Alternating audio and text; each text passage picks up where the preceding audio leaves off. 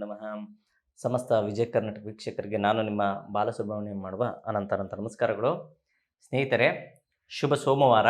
ಈ ಸೋಮವಾರದ ಒಂದು ವಿಶೇಷ ಮಾಹಿತಿ ಏನಂದರೆ, ನೋಡಿ, ಸಾಮಾನ್ಯವಾಗಿ ಉಪ್ಪನ್ನು ನಾವು ಅಡುಗೆ ವಿಚಾರಗಳಲ್ಲಿ ಬಳಸುವಂಥ ಪ್ರಕ್ರಿಯೆ ಹೆಚ್ಚಾಗಿರ್ತದೆ. ಆ ಉಪ್ಪಿನ ಡಬ್ಬವನ್ನು ಮುಚ್ಚಳವನ್ನು ತೆಗೆದ ಮೇಲೆ ಖಂಡಿತವಾಗ್ಲೂ ಆ ಉಪ್ಪಿನ ಡಬ್ಬ ಮುಚ್ಚಳವನ್ನು ಮುಚ್ಚಬೇಕು. ಹಾಗೇ ತೆಗೆದಿರೋವಂಥ ಪ್ರಕ್ರಿಯೆ ಇಟ್ಕೊಳ್ಬೇಡಿ. ಅದರೊಟ್ಟಿಗೆ ಊಟ ಮಾಡುವಂಥ ಜಾಗದಲ್ಲಿ ಕೆಲವ್ರ ಮನೆಯಲ್ಲಿ ಉಪ್ಪಿಟ್ಟಿರ್ತಾರೆ, ಚಿಕ್ಕದೊಂದು ಡಬ್ಬಿ ಇಟ್ಟಿರ್ತಾರೆ. ಆ ಉಪ್ಪಿನ ಡಬ್ಬಿದು ಅಷ್ಟೇ ಮುಚ್ಚಳ ತೆಗೆದಿಡೋವಂಥದ್ದು, ಅಥವಾ ಆ ಚಿಕ್ಕದು ಹಾಕ್ಕೊಳ್ಳೋವಂಥದ್ದು ಇರ್ತದೆ, ಅದರಲ್ಲೂ ಸಹ ಅದು ಓಪನ್ ಆಗಿಡೋವಂಥದ್ದು. ಇದನ್ನು ಖಂಡಿತ ಮಾಡೋಕ್ಕೆ ಹೋಗಬೇಡಿ. ಯಾಕೆ ಅಂದರೆ, ಉಪ್ಪಿನ ಶಕ್ತಿ ಏನಿರ್ತದೆ ಅನ್ನೋ ವಿಚಾರನ ತಿಳಿಸ್ತೀನಿ. ತುಂಬ ವಿಶೇಷವಾದಂಥದ್ದು. ಉಪ್ಪು ನಕಾರಾತ್ಮಕ ಶಕ್ತಿಯನ್ನು ಸೆಳೆದುಕೊಳ್ಳುವಂಥ ಶಕ್ತಿ ಇರ್ತದೆ ಅದರಲ್ಲಿ. ನೆಗೆಟಿವ್ ಎನರ್ಜಿನ ಎಳ್ಕೊಳ್ಳೋವಂಥದ್ದು. ಆ ನೆಗೆಟಿವ್ ಎನರ್ಜಿ ಎಳ್ಕೊಳ್ಳೋವಂಥದ್ದನ್ನ ನಾವೇನು ಮಾಡಿರ್ತೀವಿ, ಆ ಬಟ್ಲನ್ನು ಓಪನ್ ಮಾಡಿಟ್ಟಿರ್ತೀವಿ, ಆ ಡಬ್ಬಿಯನ್ನು ಓಪನ್ ಮಾಡಿರ್ತೀವಿ. ಆವಾಗ ಏನಾಗುತ್ತೆ, ಆ ಉಪ್ಪು ಆ ನಕಾರಾತ್ಮಕ ಶಕ್ತಿಯನ್ನು ಎಳ್ಕೊಳ್ಳೋವಂಥ ಪ್ರಯತ್ನ ಮಾಡ್ತದೆ. ತಿರ್ಗಿ ಅದೇ ಉಪ್ಪನ್ನು ನಾವು ಬಳಸಿದ್ರೆ ಖಂಡಿತವಾಗ್ಲೂ ನಮ್ಮ ಆರೋಗ್ಯದಲ್ಲಿ ವ್ಯತ್ಯಾಸ ಕಾಣುತ್ತೆ. ಈ ವಿಚಾರವನ್ನು ನೀವು ಗಮನಿಸಿ ಉಪ್ಪನ್ನು ಹಾಕ್ಕೊಂಡಿದ್ದ ತಕ್ಷಣ ಉಪ್ಪಿನ ಡಬ್ಬವನ್ನು ಮುಚ್ಚುವಂಥದ್ದು ಪ್ರಯತ್ನ ಮಾಡಿ. ಎಂದಿನಂತೆ ರಾಶಿ ಗೋಚಾರ ಫಲ. ಮೇಷರಾಶಿ. ಮೇಷರಾಶಿಯಲ್ಲಿ ಜನನವರು ಸ್ವಲ್ಪ ಮಾನಸಿಕವಾಗಿ ಕಿರಿಕಿರಿ ಆಗುವಂಥ ಸಾಧ್ಯತೆಗಳು. ಎಲ್ಲಿ ಮಾನಸಿಕವಾಗಿ ಕಿರಿಕಿರಿ ಅಂದರೆ, ಕೆಲಸ ಕಾರ್ಯಗಳಲ್ಲಿ ಸ್ವಲ್ಪ ಕಿರಿಕಿರಿ ಆಗುವಂಥ ಸಾಧ್ಯತೆ ಇರ್ತದೆ. ಕುಟುಂಬ ಸ್ಥಾನದಲ್ಲಿ ಸಮಾಧಾನವಾದಂತಹ ದಿನ. ಜೊತೆಗೆ ನಿಮ್ಮ ಒಂದು ಮಕ್ಕಳ ವಿಚಾರ ಆಗಿರ್ಬೋದು, ಅಥವಾ ಓದಿನ ವಿಚಾರದಲ್ಲೂ ಸಮಾಧಾನವಾದಂತಹ ದಿನವನ್ನು ಕಾಣ್ತೀರ. ಈ ಕೆಲಸ ಕಾರ್ಯಗಳಲ್ಲಿ ಯಥೇಚ್ಛಿನ ಶುಭಫಲಗಳು ಕಾಣಬೇಕು ಅಂದರೆ ಸಾಕ್ಷಾತ್ ಆ ಸೂರ್ಯನಾರಾಯಣನ ಸ್ಮರಣೆ ಮಾಡಿ. ಕೆಂಪು ವರ್ಣ ಶುಭ. ಮುಂದಿನ ರಾಶಿ ವೃಷಭ ರಾಶಿ.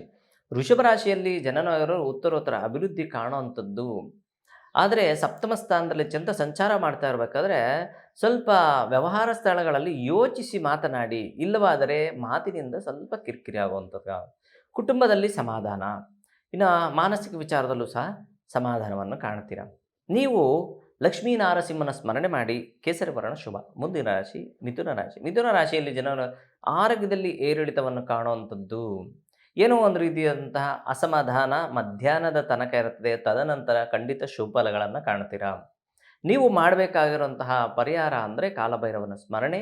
ನೀಲಿ ವರ್ಣ ಶುಭ. ಮುಂದಿನ ರಾಶಿ ಕರ್ಕಾಟಕ ರಾಶಿ. ಕರ್ಕ ರಾಶಿಯಲ್ಲಿ ಜನನವಾಗಿರೋ ರಾಶ್ಯಾಧಿಪತಿಯನ್ನು ನಿಜ ಆದಾಗ ಏನಾಗುತ್ತೆ ಅಂದರೆ, ಈ ಕೆಲವೊಂದು ವಿಚಾರಗಳಲ್ಲಿ ನೀವು ಬೇಡದಿರೋ ವಿಚಾರವನ್ನು ಮನಸ್ಸಕ್ಕೆ ಹಾಕ್ಕೊಂತೀರ. ಆದರೆ ಪಂಚಮ ಅಂದಾಗ ಪೂರ್ವ ಪುಣ್ಯ ಅಂತ ಹೇಳ್ತೀವಿ. ಇಲ್ಲಿ ಎರಡೂ ಮಿಶ್ರಿತವಾದಾಗ ಮಿಶ್ರ ಫಲವನ್ನು ಖಂಡಿತ ಕಾಣುವಂಥ ಸಾಧ್ಯತೆ ಇರ್ತದೆ.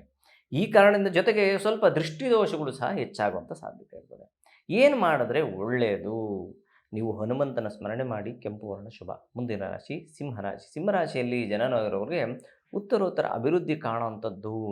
ಲವಲವಿಕೆಯಿಂದ ಕೂಡಿರುವಂತಹ ದಿನ ನಿಮ್ಮದಾಗಿದೆ. ರಾಶ್ಯಾಧಿಪತಿಯವನು ಪಂಚಮದಲ್ಲಿ ಕೂತ್ಕೊಂಡಿದ್ದಾನೆ, ಚಂದ್ರ ಬೇರೆ ಚತುರ್ಥದಲ್ಲಿ ಸ್ಥಿತನಾಗಿದ್ದಾನೆ. ಸುಖಸ್ಥಾನದಲ್ಲಿ ಚಂದ್ರ ಸಂಚಾರ ಮಾಡೋಕ್ಕೆ ಏನೋ ಒಂದು ರೀತಿಯಾದಂತಹ ಆರಾಮಾಗಿದ್ದೀನಿ, ಇವತ್ತು ಕೆಲಸ ಕಾರ್ಯ ನಿಧಾನ ಆದರೂ ಪರವಾಗಿಲ್ಲ ಅನ್ನೋಂಥದ್ದು ಭಾವನೆ ಮೂಡುವಂಥದ್ದು. ಎಲ್ಲ ವಿಚಾರದಲ್ಲೂ ಯಶಸ್ಸಿನ ಹಾದಿ ಖಂಡಿತ ಕಾಣ್ತೀರಾ. ನೀವು ನಾರಸಿಂಹನ ಸ್ಮರಣೆ. ಕೇಸರಿ ವರ್ಣ ಶುಭ. ಮುಂದಿನ ರಾಶಿ ಕನ್ಯಾ ರಾಶಿ. ಕನ್ಯಾ ರಾಶಿಯಲ್ಲಿ ಜನನವಾಗಿರೋರು ಸ್ವಲ್ಪ ಲಘು ದೂರ ಪ್ರಯಾಣ ಮಾಡುವಂಥದ್ದು, ಏನೋ ಮೈಕೈ ನೋವು ಬರುವಂಥದ್ದು. ಆದರೆ ಹಣಕಾಸಿನ ವಿಚಾರದಲ್ಲಿ ಸುಧಾರಣೆಯನ್ನು ಕಾಣುವಂಥದ್ದು. ಕುಟುಂಬ ವರ್ಗದಲ್ಲೂ ಸಹ ಸಮಾಧಾನವಾದಂಥ ದಿನವನ್ನು ಖಂಡಿತ ಕಾಣ್ತೀರಾ. ಈ ಮೈಕೈ ನೋವು ಇಂಥದಕ್ಕೆಲ್ಲ ಧನ್ವಂತರಿ ಒಂದು ಸ್ಮರಣೆ ಮಾಡ್ಕೊಂಬನ್ನಿ, ತುಂಬ ಒಳ್ಳೆಯದಾಗುತ್ತೆ. ಕೇಸರಿ ವರ್ಣ ಶುಭ. ಮುಂದಿನ ರಾಶಿ ತುಲಾರಾಶಿ. ತುಲಾರಾಶಿಯಲ್ಲಿ ಜನನವಾಗಿರೋರು ಎಲ್ಲ ವಿಚಾರದಲ್ಲೂ ಯಶಸ್ಸು ಏಳಿಗೆಯನ್ನು ಕಾಣುವಂಥದ್ದು. ನೀವು ಅಂದುಕೊಂಡಂತಹ ಕೆಲಸ ಕಾರ್ಯ ಸಮಯಕ್ಕೆ ಸರಿಯಾಗಿ ಆಗುವಂಥದ್ದು, ಜೊತೆಗೆ ಅದಕ್ಕೆ ಸರಿಯಾಗಿರುವಂಥ ಸಂಭಾವನೆ ಸಹ ಸಿಗುವಂಥದ್ದು. ಅಂದರೆ ನೀವು ಒಂದು ಯಶಸ್ಸಿನ ಹಾದಿಯನ್ನು ಖಂಡಿತ ನಿರೀಕ್ಷಿಸ್ಬೋದು. ನೀವು ಮಾಡಬೇಕಾಗಿರೋಂಥದ್ದು ಮಹಾಲಕ್ಷ್ಮಿಯ ಸ್ಮರಣೆ. ಬಿಳಿ ವರ್ಣ ಶುಭ. ಮುಂದಿನ ರಾಶಿ ವೃಶ್ಚಿಕ ರಾಶಿ. ವೃಶ್ಚಿಕ ರಾಶಿಯಲ್ಲಿ ಜನನಾಗಿರೋರಿಗೆ ಪರವಾಗಿಲ್ಲಪ್ಪ, ಏನೋ ಒಂದು ರೀತಿಯಂಥ ಬೆಳಕು ಕಾಣ್ತಾ ಇದ್ದೀನಿ, ನಾಳೆ ಅಲ್ಲ ನಾಳಿದ್ದು ನನಗೆ ಯಾವುದೋ ಒಂದು ಅಪಾಯಿಂಟ್ಮೆಂಟ್ ಇದೆ, ಅಥವಾ ಯಾವುದೋ ಒಂದು ಇಂಟರ್ವ್ಯೂದು ಸಕ್ಸಸ್ ಆಗೋ ಥರ ಇದೆ, ನನಗೆ ಪ್ರಮೋಷನ್ ಆಗೋ ಥರ ಇದೆ. ಈ ರೀತಿ ನಿಮ್ಮ ಕಣ್ಣು ಮುಂದೆ ಕಾಣುವಂಥ ಸಾಧ್ಯತೆಗಳು ಹೆಚ್ಚಾಗಿರ್ತದೆ. ಆ ಕಾರಣದಿಂದ ಏನೂ ಚಿಂತೆ ಇಲ್ಲದೆ ಸಮಾಧಾನವಾಗಿ ಇವತ್ತಿನ ದಿನಚರಿಯನ್ನು ಮಾಡ್ಕೊಂಡೋಗಿ. ಒಳ್ಳೆಯದಾಗುತ್ತೆ. ಸುಬ್ರಹ್ಮಣ್ಯನ ಸ್ಮರಣೆ ಮಾಡಿ. ಕೆಂಪು ವರ್ಣ ಶುಭ.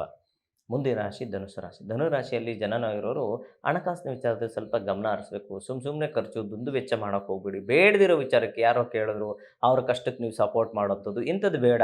ನಿಮ್ಮ ಒಂದು ಏನು ನಿಟ್ಟಿರ್ತದೋ ಆ ಒಂದು ಧ್ಯೇಯವಾದಂತಹ ನಿಟ್ಟಿನಿಂದ ಕೆಲಸ ಮಾಡಿ, ಖಂಡಿತ ಒಳ್ಳೆಯದಾಗುತ್ತೆ. ಯಾವ ಬೇರೆಯವರ ಬಗ್ಗೆ ಚಿಂತೆ ಮಾಡೋಕ್ಕೆ ಹೋಗಬೇಡಿ.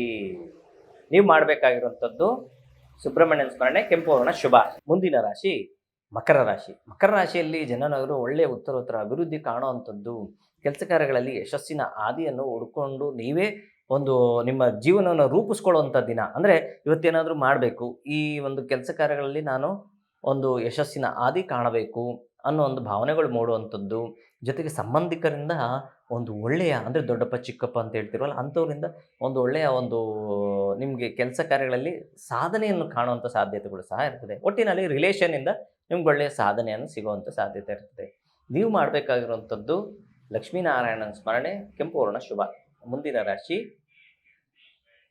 ಕುಂಭರಾಶಿ. ಕುಂಭರಾಶಿಯಲ್ಲಿ ಜನನವರು ನಿಧಾನಗತಿಯಲ್ಲಿ ಕೆಲಸ ಕಾರ್ಯಗಳು ಆದರೂ ಸಹ ಕೊನೆಯಲ್ಲಿ ನೀವು ಒಂದು ಯಶಸ್ಸಿನ ಹಾದಿ ಕಾಣುವಂಥದ್ದು, ನಿಮ್ಮ ಕುಟುಂಬ ವರ್ಗದಲ್ಲಿ ಒಳ್ಳೆಯ ಒಂದು ವಾತಾವರಣ ಮೂಡುವಂಥದ್ದು, ನಿಮ್ಮ ಒಂದು ಕೆಲಸ ಕಾರ್ಯಗಳಲ್ಲಿ ಯಾವುದೇ ಭಂಗವಿಲ್ಲದೆ ಯಥೇಚ್ಛಿನ ಶುಭಫಲಗಳನ್ನು ಕಾಣುವಂಥ ದಿನ ನಿಮ್ಮದಾಗಿರುತ್ತದೆ.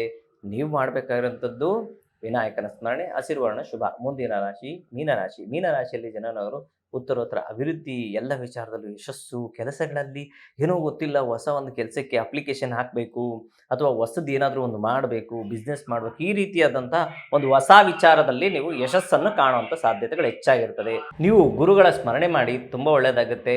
ಹಳದಿ ವರ್ಣ ಶುಭ ಅಂತ ಇವತ್ತಿನ ಕಾರ್ಯಕ್ರಮ ಮುಗಿಸ್ತಾ ಇದ್ದೀನಿ. ಪ್ರಪಂಚದಲ್ಲಿ ಪ್ರಾಣಿ ಪಕ್ಷಿ ಜೀವರಾಶಿ ಸಸ್ಯಚರ ಜಲಚರ ಎಲ್ಲರೂ ಚೆನ್ನಾಗಿರಲಿ ಅಂತ ಭಾವಿಸೋಣ. ನೋಡಿ, ಸಾಕಷ್ಟು ಜನಕ್ಕೆ ಸಾಕಷ್ಟು ರೀತಿಯಾದಂಥ ಸಮಸ್ಯೆಗಳು ಕಾಣುತ್ತೆ. ಖಂಡಿತವಾಗ್ಲೂ ಯಾವ ಸಮಸ್ಯೆ ಇದ್ದರೂ ನನಗೆ ಕರೆ ಮಾಡ್ಬೋದು, ಅಪಾಯಿಂಟ್ಮೆಂಟ್ ತೊಗೊಂಡು ಖಂಡಿತವಾಗ್ಲೂ ಮಾತಾಡ್ಬೋದು. ಫೋನಿನ ಮುಖಾಂತರ ಆಗಿರ್ಬೋದು ಅಥವಾ ಡೈರೆಕ್ಟಾಗಿ ಬಂದು ನಮ್ಮ ಆಫೀಸಿಗೆ ಬಂದು ಕನ್ಸಲ್ಟ್ ಮಾಡ್ಬೋದು. ಯಾಕೆ ಈ ವಿಚಾರ ಹೇಳ್ತಾ ಇದ್ದೀನಿ ಅಂದರೆ, ಎಲ್ಲರೂ ಚೆನ್ನಾಗಿಲ್ಲ ಅನ್ನೋ ಒಂದು ಭಾವನೆ ಒಂದು ಅಷ್ಟೇ.